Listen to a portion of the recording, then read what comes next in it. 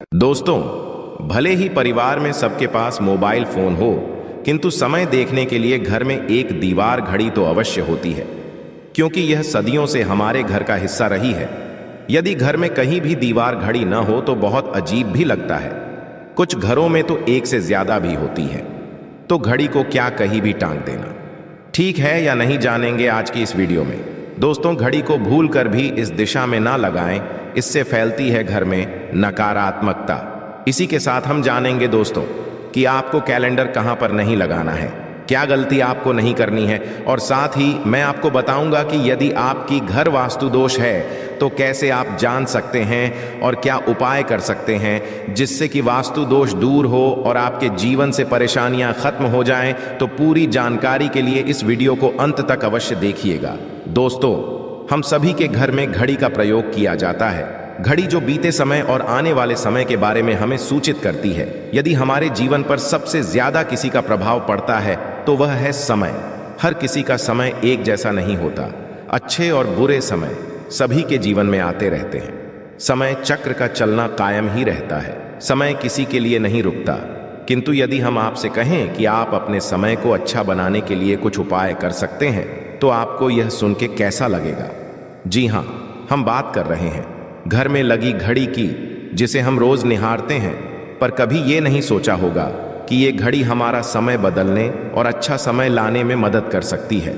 दोस्तों, हम कई बार जीवन में छोटी छोटी चीजों को नजरअंदाज कर देते हैं, किंतु वहीं कुछ चीजें हमारे भाग्य पर अच्छा बुरा प्रभाव डालती हैं। इसी तरह घर में और भी कुछ चीजें हैं जो आपके वास्तु दोष का कारण बनती हैं और आपकी परेशानी की वजह बनती है। तो आइए पहले जान लें, क्या आपको अपने घर में वास्तु दोष के बारे में कैसे पता लगता है और किस तरह से आप आसानी से इसे ठीक कर सकते हैं? दोस्तों, वास्तु शास्त्र के अनुसार किसी भी घर में वास्तु दोष होने से सुख, शांति और पारिवारिक उन्नति में बाधा पैदा होती है, के कारण पनपने वाली नेगेटिव ऊर्जा से व्यक्ति के भाग्य पर बुरा प्रभाव पड़ता है। साथ ही घर के लोगों को कई प्रकार की परेशानियों का सामना करना पड़ता है। दोस्तों, शास्त्रों के अनुसार यदि हम ये छोटे मोटे उपाय कर लें तो अपने घर में नेगेटिव एनर्जी से छुटकारा पा सकते हैं।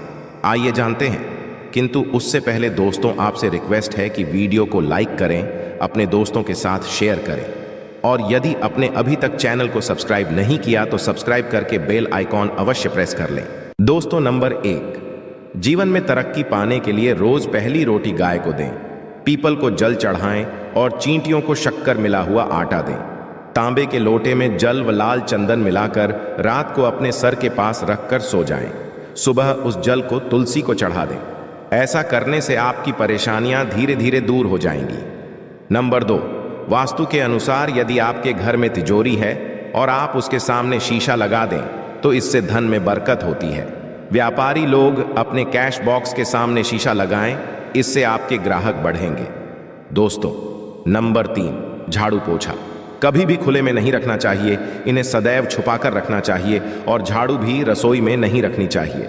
इस बात का बहुत विशेष ध्यान रखें। नंबर 4, शौचालय का दरवाजा सदैव बंद होना चाहिए। माना जाता है कि घर की नेगेटिव ऊर्जा शौचालय में ही वास करती है। ऐसे में यदि शौचालय का दरवाजा खुला रहता है तो नेगेटिव ऊर्जा आपके घर में प्रवेश करती है। नंबर 5, घर में सुख शांति के लिए कपूर को घी में डुबाकर सुबह शाम जलाना चाहिए। इससे घर में वास्तु दोष भी कम होता है और घर में रह रहे सदस्यों के जीवन की परेशानियां कम होती हैं। दोस्तों, नंबर 6, दुर्घटना से बचने के लिए शाम को हनुमान चालीसा के पश्चात कपूर अवश्य जलाना चाहिए।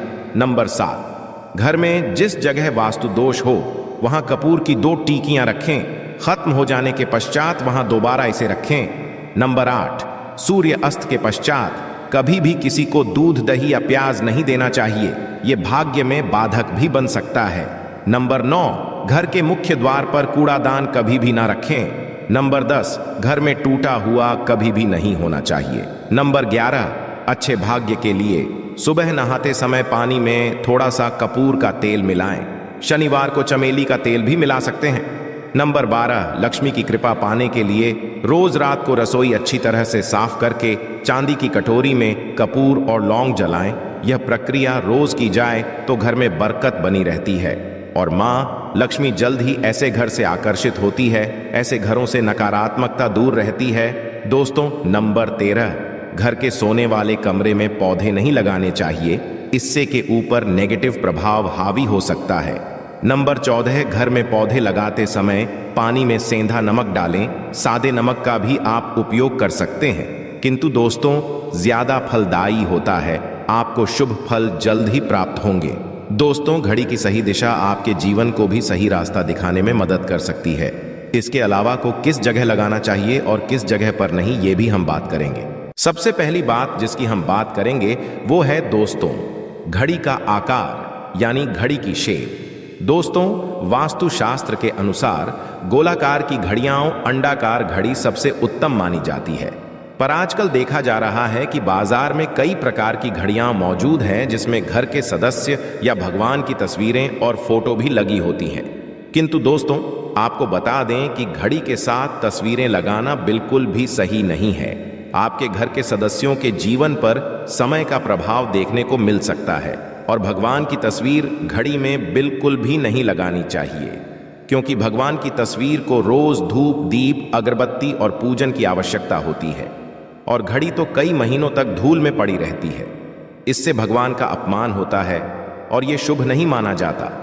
हो सके तो घड़ी का आकार और अंडाकार ही पसंद करें। घड़ी का या अंडाकार होना हमारी पृथ्वी के आकार को दर्शाता है, जो को और घड़ी में नुकीले कोने होते हैं और वास्तु के अनुसार नुकीली चीजें नेगेटिव ऊर्जा का संचार करती है। दोस्तों, अगली बार जिसका आपको ख्याल रखना है वो ये है कि घड़ी को स्वच्छ रखें, साफ सफाई का ध्यान रखें, धूल ना जमा होने दें और कहीं से भी घड़ी टूटी फूटी नहीं होनी चाहिए। दोस्तों, जैसा कि हम सभी चाहते कि हमारे जीवन में सब अच्छा और बेहतर होता रहे, तो उसके लिए हम खुद को संवारे रखते हैं, नए कपड़े और आभूषण पहनते हैं। उसी प्रकार अपने घर की घड़ी को स्वच्छ और नए जैसा ही रखना चाहिए, यानी कहीं से भी टूटी फूटी नहीं होनी चाहिए। समय समय पर घड़ी पर छड़ी धूल और झालों को साफ करते रहें, जिससे आपका भाग्य भी धुंधला नहीं पड़ेगा। दोस्तों, कई घरों में आदत होती है कि पुरानी गाड़ी को बनवाकर ही चला रहते हैं। एक जगह नई घड़ी आई तो पुरानी किसी और जगह लगा देते हैं। ध्यान रखें, घर में पुरानी या फिर टूटी हुई या धूल छड़ी हुई और बंद गाड़ी तो बिल्कुल भी ना रखें, क्योंकि इससे घर में नकारात्मकता और दरिद्रता का वास होने लगता है। बंद पड़ी घड़ी को घर में रखने से व्यक्ति के जीवन में नए अवसर नहीं आते और वह अपने कार्य में कामयाबी प्राप्त नहीं कर पाता। अगली बात जिसका आपको ध्यान रखना है वह है घड़ी की सही दिशा। घड़ी को कभी भी दक्षिण दिशा में नहीं लगाना चाहिए। दक्षिण यमलोक की दिशा मानी जाती है। काल का अंतिम चक्र यहीं से शुरू होता है, इसीलिए वास्तुशास्त्र में इस दिशा को घड़ी के लिए अशुभ माना गया है। घर में घड़ी को उत्तर दिशा, पूर्व दिशा या पश्चिम दिशा में आप लगा सकते हैं, किंतु ध्यान रखें कि घड़ी को कभी भी मुख्य द्वार, कमरे के दरवाजे या आने जाने के लिए उपयोग किए जाने वाले दरवाजे के ऊपर भी नहीं लगाना चाहिए। इससे समय आपके आने जाने की गति और दिनचर्या पर पड़ सकता है। दोस्तों, घड़ी के साथ कैलेंडर का भी ध्यान रखें। जहां घड़ी समय का प्रतीक है तो वहीं कैलेंडर उससे जुड़ी तारीखों का लेखा जोखा बताता है। कैलेंडर को पूर्वी और उत्तरी दिशा की दीवार पर कभी भी नहीं लगाना चाहिए। ये इससे वास्तु दोष उत्पन्न होता है और कृपया करके अपने घरों में नए कैलेंडर के साथ पुराना कैलेंडर कभी भी ना लगाएं। दोस्त और कैलेंडर दोनों ही आने वाले समय के सूचक है, जो हमें आगे बढ़ने की प्रेरणा देते हैं। उन्हें समय के अनुसार ही लगाना चाहिए। इस बात का सदैव ध्यान रखें कि घड़ी का समय सदैव सही होना चाहिए। बहुत से लोगों की आदत होती है घड़ी का समय आगे या पीछे रखते हैं, तो ये गलती आप ना करें। समय सदैव सही रखें, इससे आपको कभी भी समय का काल चक्र और दुष्ट परिणाम प्राप्त नहीं होता। ये छोटा सा आप करके देखिए दोस्तों। छोटी छोटी बातें हैं जिनका आपको ध्यान रखना है। दोस्तों, रखी हुई घड़ी और पुराना कैलेंडर आपके भाग्य को भी रुकावटों से भर देता है। इसीलिए वक्त के साथ आगे बढ़ते रहने के लिए घड़ी और कैलेंडर को बदलते रहिए और कैलेंडर को कभी भी अपने सोने के कमरे में ना लगाएं, ना ही इसे कभी मुख्य द्वार पर टांगे। ये शुभ नहीं माना जाता। पुरानी घड़ी किसी दान में देना शुभ माना जाता है। इससे आपके वन से बुरा समय निकल जाता है। इसीलिए यदि आपके घर में कोई पुरानी घड़ी है जो टूटी फूटी ना हो और खराब ना हो, तो वो आप किसी जरूरतमंद को दान में अवश्य दें।